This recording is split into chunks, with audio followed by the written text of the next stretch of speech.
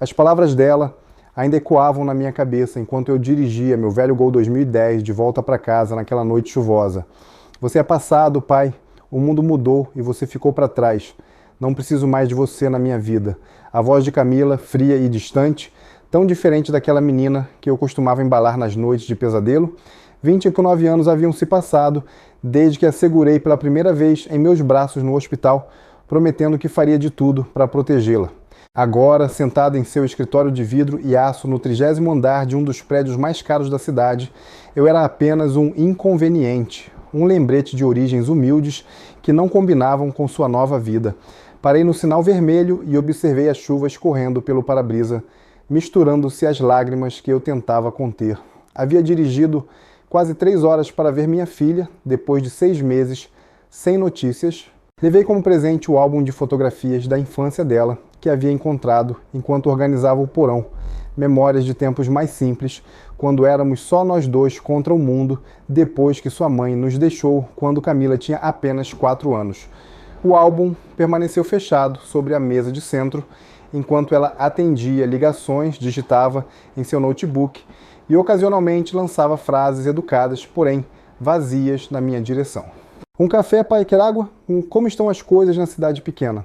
Quando finalmente consegui sua atenção completa, falei sobre as dificuldades na oficina mecânica que mantinha há 30 anos, como os novos impostos e a competição das grandes redes estavam me sufocando. Não pedi dinheiro, jamais pediria.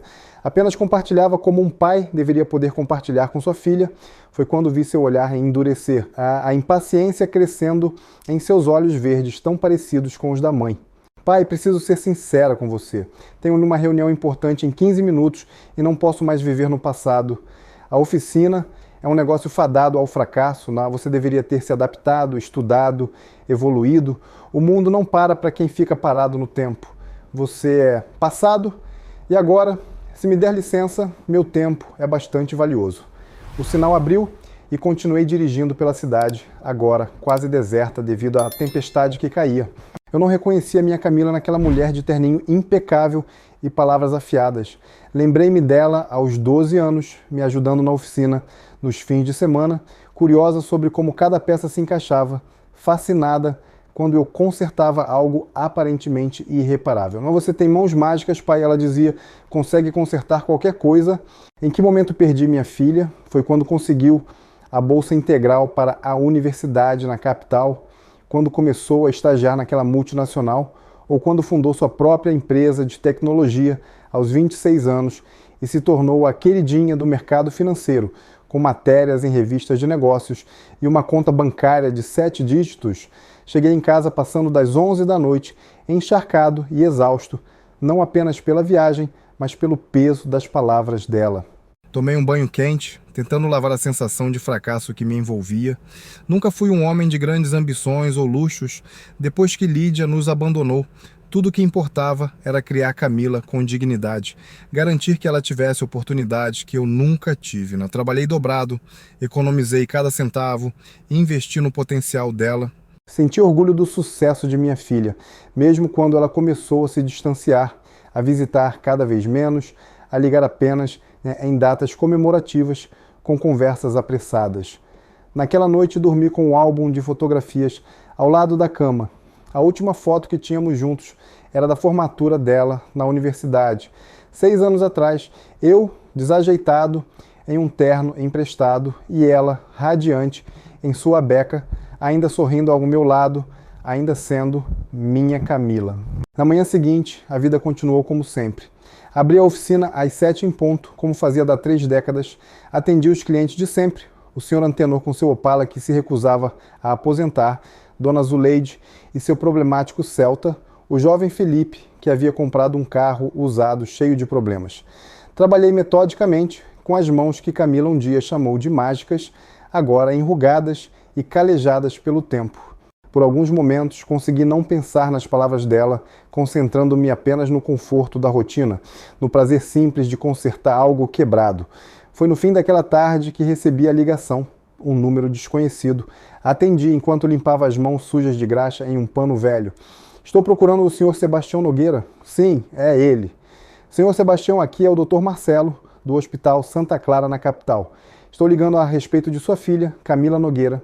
Meu coração parou por um instante. A maneira como médicos começam conversas assim nunca traz boas notícias. Ela sofreu um acidente de carro há algumas horas. Está estável, mas precisa de cirurgia urgente. O problema é que sua filha tem uma condição sanguínea rara. Precisamos de um doador compatível para transfusão durante o procedimento. E segundo nossos registros, o senhor é o único parente próximo. Não hesitei nem por um segundo. Já estava pegando as chaves do carro antes mesmo de desligar o telefone. Fechei a oficina às pressas, deixando um bilhete para os clientes com hora marcada para o dia seguinte. Entrei no velho Gol, rezando para que ele aguentasse mais uma viagem até a capital. A ironia não me escapou. O carro que Camila tantas vezes sugeriu que eu trocasse por um modelo mais novo, o símbolo do meu atraso, agora era a minha única forma de chegar até ela. A viagem, que normalmente levava 3 horas, pareceu interminável. Dirigi sob chuva novamente, desta vez ainda mais forte, com os limpadores de para-brisa lutando para manter alguma visibilidade. Pensei em ligar para alguém do círculo de Camila, talvez algum colega ou amigo, mas percebi que não conhecia ninguém. Ela havia criado um mundo completamente separado do meu, com pessoas que provavelmente nunca tinham ouvido falar do pai mecânico que vivia numa cidadezinha do interior. Cheguei ao hospital quase à meia-noite, estacionei desajeitadamente, corri para a recepção com o coração aos pulos e as roupas ainda manchadas de graxa, pois não havia tido tempo de me trocar. A recepcionista olhou-me com desconfiança quando pedi informações sobre Camila Nogueira. O senhor é parente? Sou o pai dela. Ela conferiu algo no computador, fez uma ligação rápida e então me orientou a seguir para o quarto andar. Lá encontrei o doutor Marcelo, um homem de meia idade com olheiras profundas, que me explicou a situação. Camila havia sofrido um acidente na estrada ao retornar de uma reunião de negócios. O carro dela, um SUV de luxo blindado, havia aquaplanado na pista molhada e capotado várias vezes. A blindagem que deveria protegê-la acabou causando ferimentos mais graves quando o veículo se deformou. Ela havia fraturado várias costelas, uma delas perfurando parcialmente o pulmão, e sofreu lacerações profundas que causaram uma hemorragia interna. O mais preocupante, no entanto, era sua rara condição sanguínea. Camila tinha um tipo de sangue extremamente incomum, com anticorpos específicos que tornavam compatíveis apenas doadores com características genéticas muito similares. Como pai biológico, eu tinha grandes chances de ser compatível. Onde posso fazer o teste? Perguntei, já arregaçando a manga da camisa. As próximas horas foram um borrão de exames de sangue, formulários para preencher e espera angustiante em cadeiras desconfortáveis de plástico. Finalmente, por volta das 4 da manhã, o Dr. Marcelo reapareceu com um sorriso cansado. O senhor é compatível? Vamos preparar tudo para a cirurgia. Sua filha tem muita sorte de tê-lo aqui. Sorte, uma palavra estranha para descrever nossa relação naquele momento. Enquanto me preparavam para a doação de sangue, perguntei se poderia vê-la antes da cirurgia. O médico hesitou, explicando que ela estava sedada, mas acabou permitindo uma breve visita. Entrei no quarto silencioso, iluminado apenas pela luz fraca dos monitores que registravam seus sinais vitais. Ali, deitada na cama hospitalar, com tubos e fios conectados a seu corpo, estava minha menina. Não a empresária implacável em seu terninho impecável, mas a Camila que eu conhecia, vulnerável, humana, precisando de proteção. Seu rosto estava arranhado e um grande hematoma se formava em sua têmpora. Sentei-me ao lado dela, segurando sua mão fria entre as minhas ásperas. Estou aqui, filha, tá? Vai ficar tudo bem. Suas palavras de ontem não importam agora. Nada importa, exceto que você fique bem. Uma enfermeira veio me buscar para uma doação de sangue. Enquanto o líquido vermelho fluía do meu braço para a bolsa, que poderia te ajudar a salvar minha filha, refleti sobre como a vida podia mudar tão rapidamente. Ontem eu era passado, obsoleto, dispensável. Hoje era a única pessoa no mundo que poderia salvá-la. A cirurgia durou 5 horas. Esperei na sala de espera, bebendo café amargo de máquina e recusando ir descansar, apesar da insistência das enfermeiras. Quando o doutor Marcelo finalmente apareceu, seu rosto mostrava sinais de exaustão, mas também de alívio. Correu tudo bem, ela perdeu muito sangue, mas conseguimos estabilizá-la. Sua doação foi fundamental. Camila é uma lutadora, já está respondendo bem ao tratamento. Vai precisar de tempo para se recuperar completamente, mas o pior já passou. Senti minhas pernas fraquejarem e precisei me sentar. A tensão das últimas 12 horas finalmente cobrava seu preço. O médico colocou a mão em meu ombro. O senhor também precisa descansar. Há um hotel aqui perto onde muitos familiares de pacientes se hospedam. Posso pedir para alguém da administração fazer uma reserva? Balancei a cabeça. Não sairia daquele hospital enquanto não pudesse falar com minha filha. Além disso, duvidava que pudesse pagar os preços de hospedagem na capital. O médico pareceu entender e providenciou uma poltrona reclinável no quarto de Camila, onde passei as próximas 2 noites, dormindo em intervalos curtos, sempre acordando ao menor som dos aparelhos ou quando a enfermeira entrava para verificar os sinais vitais. Vou pausar nossa história por um momento, porque sei que muitos de vocês estão refletindo sobre relacionamentos familiares complexos como este. Você já passou por um momento em que se sentiu desvalorizado ou esquecido por alguém que ama? Aquela dor de perceber que para uma pessoa importante na sua vida, você se tornou dispensável ou pior, um inconveniente. Sei que muitos estão acenando com a cabeça agora, talvez com um nó na garganta, ao lembrar de situações similares. Quero que você saiba que não está sozinho nessa experiência. Se sentir à vontade, compartilhe nos comentários, completando a frase "me senti desvalorizado quando" ou "o que mais doeu foi quando". Seu comentário pode ajudar outras pessoas a se sentirem menos sozinhas em suas próprias jornadas de dor e talvez reconciliação. Às vezes, apenas saber que outros passaram por situações semelhantes já traz um pouco de conforto. Agora, vamos continuar nossa história e ver como esse pai e essa filha encontrarão um caminho através dessa provação. Foi na tarde do segundo dia que Camila finalmente despertou completamente da sedação. Eu estava ao seu lado, lendo uma revista antiga que havia encontrado na sala de espera, quando notei seus olhos se abrindo lentamente, confusos. Ela piscou várias vezes, tentando reconhecer onde estava, até que seu olhar encontrou o meu. Pai, sua voz estava rouca, quase um sussurro. Estou aqui, filha, estou aqui. Seus olhos se encheram de lágrimas. O que aconteceu? Expliquei sobre o acidente, tentando não entrar em detalhes assustadores. Contei sobre a ligação do hospital, minha viagem noturna, a compatibilidade sanguínea rara. Você doou sangue para mim? Depois do que eu disse? Franzi o senho, surpreso com a pergunta. Claro que sim, você é minha filha.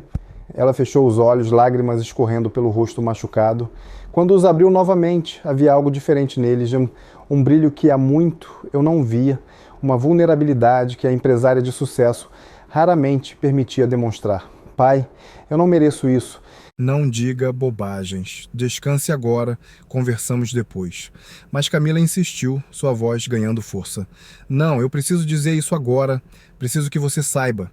E então, enquanto o sol da tarde lançava sombras compridas através da janela do hospital, minha filha começou a me contar o que realmente estava acontecendo em sua vida perfeita. A empresa de tecnologia que ela havia fundado, celebrada na mídia como um caso de sucesso extraordinário, estava à beira da falência. Um investidor importante havia retirado seu apoio na última hora, deixando-a com dívidas enormes. O apartamento de luxo estava hipotecado. O carro seria tomado pelo banco em questão de semanas e seus supostos amigos do mundo corporativo haviam desaparecido ao primeiro sinal de problemas. Aquela reunião para a qual eu estava indo quando sofri o acidente era minha última esperança, um possível comprador para o que restou da empresa. Eles ofereceram uma fração do valor real, mas eu não tinha escolha. A imprensa já começou a farejar o fracasso. Em breve, todos saberão. A menina prodígio que falhou espetacularmente. Enquanto ela falava, comecei a entender. Sua frieza no escritório, as palavras cruéis não eram dirigidas a mim, não realmente. Eram o desespero falando, o medo do fracasso, a vergonha antecipada. Por que não me contou? Perguntei suavemente, sem acusação na voz. Ela deu uma risada amarga que logo se transformou em uma careta de dor por causa das costelas quebradas. Como eu poderia? Você sempre se sacrificou para me dar tudo. Trabalhava dobrado na oficina para pagar meus estudos. Nunca comprava nada para você mesmo. Eu prometi a mim mesma que um dia retribuiria, que cuidaria de você quando ficasse rico e bem-sucedida. E olhe para mim agora, um fracasso completo. Tomei suas mãos entre as minhas, como fazia quando ela era pequena e precisava de conforto após um pesadelo. Camila, você acha mesmo que é isso que importa para mim?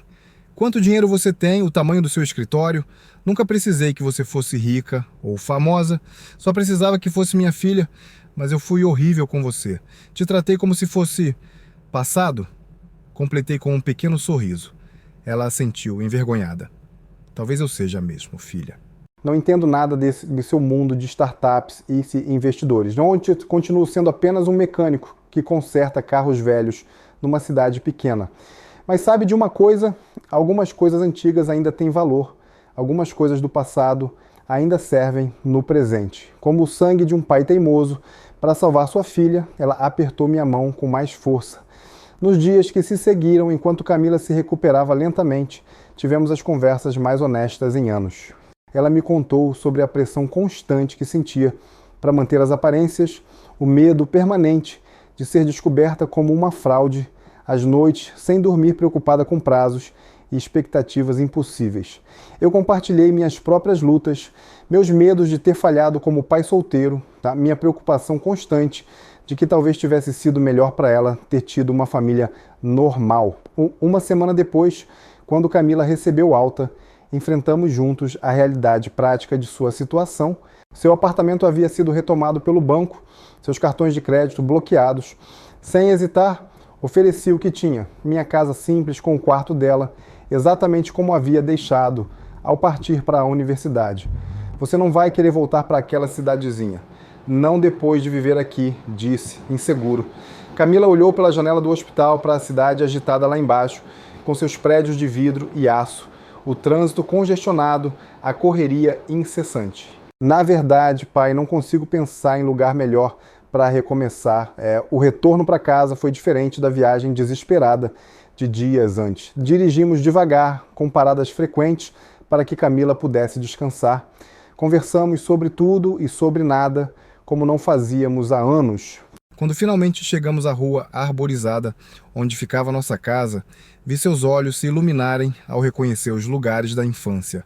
A padaria da Dona Cida, onde comprávamos pão nos domingos, o campinho onde ela jogava futebol com os meninos do bairro, a escola municipal onde teve suas primeiras aulas. Nossa casa precisava de uma pintura nova e o jardim da frente estava um tanto descuidado, mas para mim sempre foi um lar. Agora, vendo-a pelos olhos de Camila retornando após anos de ausência, me perguntei se ela sentiria vergonha da simplicidade. Mas quando abri a porta e ela entrou, apoiada em meu braço, ainda fraca pela cirurgia, ouvi algo que aqueceu meu coração. Um suspiro de alívio, como alguém que finalmente encontra abrigo após uma longa tempestade. Nos dias e semanas que se seguiram, estabelecemos uma nova rotina. Camila dormia muito, seu corpo exigindo descanso para se recuperar. Eu dividia meu tempo entre a oficina e os cuidados com ela, preparando as sopas e chás que ela gostava na infância. Aos poucos vi as sombras sob seus olhos diminuírem, sua postura relaxar, o brilho voltar a seus olhos. Uma tarde, cerca de um mês após o acidente, ela apareceu na oficina. Era a primeira vez que saía de casa desde que voltamos. Vestia jeans simples e uma camiseta tão diferente dos terninhos elegantes de antes. Observou-me trabalhar no motor de uma picape antiga por alguns minutos antes de falar. Sabe, eu costumava amar ajudar você aqui. Você era uma ótima assistente, respondi sorrindo. Tinha um talento natural para mecânica. Ela se aproximou, olhando com curiosidade para as ferramentas organizadas metodicamente no painel, exatamente como eu as mantinha há décadas. Você ainda lembra como usar uma chave de fenda? Brinquei. Para minha surpresa, ela pegou a ferramenta, testando o peso familiar em sua mão. Acho que é como andar de bicicleta. A gente nunca esquece realmente. Naquele dia, Camila ficou na oficina comigo até o fechamento. No início, apenas observando, depois fazendo pequenas tarefas e, finalmente, para meu espanto, diagnosticando corretamente um problema complicado no sistema elétrico de um carro que me deixara intrigado por horas. Nas semanas seguintes, sua presença na oficina tornou-se constante. Notei como os clientes respondiam bem a ela, sua capacidade de explicar problemas técnicos em linguagem simples, sua paciência com pessoas idosas, seu olhar atento que frequentemente identificava questões que eu mesmo não havia percebido. Um dia, enquanto fechávamos a oficina, ela fez uma sugestão que mudaria tudo. Pai, você já pensou em modernizar um pouco o negócio? Em vez de me ofender, como talvez tivesse acontecido antes, fiquei curioso. O que você tem em mente? Nos meses seguintes, Camila aplicou seu conhecimento de negócios à humilde oficina mecânica, criou um sistema simples de agendamento online, uma presença nas redes sociais que destacava nosso conhecimento especializado em carros antigos e reorganizou as finanças de forma que conseguimos finalmente ter uma visão clara dos ganhos e gastos. E, para minha surpresa, a combinação da minha experiência de décadas com suas ideias inovadoras começou a dar resultados. Novos clientes apareceram, inclusive pessoas de cidades vizinhas que agora faziam questão de trazer seus carros para nós. Quase um ano após o acidente, a antiga oficina Nogueira havia se transformado. Contratamos 2 jovens aprendizes, expandimos o espaço, alugando o galpão vizinho e nos especializamos em restauração de carros antigos, tá? Um nicho lucrativo que combinava perfeitamente meu conhecimento tradicional com o toque moderno que Camila trouxe para o negócio. Numa noite de sexta-feira, após um dia particularmente produtivo, sentamos na varanda de casa, compartilhando uma garrafa de vinho barato, um luxo que agora podíamos nos permitir ocasionalmente. Você acha que voltaria para a capital se pudesse? Perguntei, a pergunta que me assombrava há meses. Camila contemplou a rua tranquila, as árvores balançando suavemente na brisa noturna, o céu estrelado, que nunca seria visível entre os arranha-céus da capital. Não, respondeu finalmente. Aquela vida era como estar presa numa corrida sem fim, sempre tendo que provar meu valor, sempre temendo que descobrissem que eu não era tão brilhante quanto pensavam. Aqui, posso simplesmente ser eu mesma. Tomei um gole de vinho pensativo. Mas você não sente falta do glamour, das roupas caras, dos restaurantes elegantes? Ela riu, um som leve e genuíno que se tornara comum novamente. Às vezes sim, mas sabe o que descobri? Aquelas coisas eram apenas distrações, substitutos para o que eu realmente queria. E o que era? Isto, ela gesticulou entre nós. Pertencimento, propósito real. Saber que o que faço importa não apenas para um balanço financeiro, mas para pessoas reais. Quando consertamos o carro da dona Zuleide na semana passada, lembra como ela nos abraçou? Aquele carro é o único meio dela visitar a filha que mora no sítio. Isso importa mais que qualquer negócio milionário que eu pudesse fechar. Ficamos em silêncio por um tempo, absorvendo o momento. Finalmente, ela se virou para mim, seus olhos brilhando à luz da varanda. Sabe o que é engraçado? Eu pensava que você era o passado, que seu jeito de viver, seus valores eram obsoletos. Mas agora vejo que são coisas que nunca saem de moda. Trabalho honesto, conexão real com as pessoas, conhecer seus vizinhos pelo nome, dormir à noite sabendo que fez diferença na vida de alguém. Foi preciso eu perder tudo para redescobrir o que realmente importa. Ergui meu copo para um brinde silencioso. Às segundas chances, disse, e ao passado, que às vezes é exatamente o que precisamos para construir um futuro melhor, ela completou. Hoje, 5 anos depois daquele acidente, que quase tirou minha filha de mim para sempre, nossa oficina Nogueira Filha é a mais respeitada da região. Camila encontrou um equilíbrio entre o conhecimento tradicional que herdou de mim e as inovações que ela traz constantemente. Eu aprendi a não temer mudanças, a reconhecer que algumas tradições merecem ser preservadas, enquanto outras precisam evoluir. Juntos, construímos algo que nenhum de nós poderia ter feito sozinho. Às vezes, quando estamos trabalhando lado a lado, sob o capô de um carro, nossas mãos igualmente sujas de graxa, lembro-me daquelas palavras cruéis, ditas há tanto tempo. Você é passado, pai, e sorriu. O passado tem muito a ensinar, se estivermos dispostos a ouvir. E às vezes, como descobrimos da maneira mais difícil, é exatamente o que precisamos quando o presente desmorona ao nosso redor. No mundo de hoje, onde tudo parece desenhado para ser descartado, relacionamentos, objetos, valores, há algo profundamente revolucionário em reconhecer o valor do que veio antes, em construir pontes entre gerações, em perceber que progresso verdadeiro não significa abandonar tudo que é antigo, mas sim integrar o melhor do passado com as possibilidades do futuro.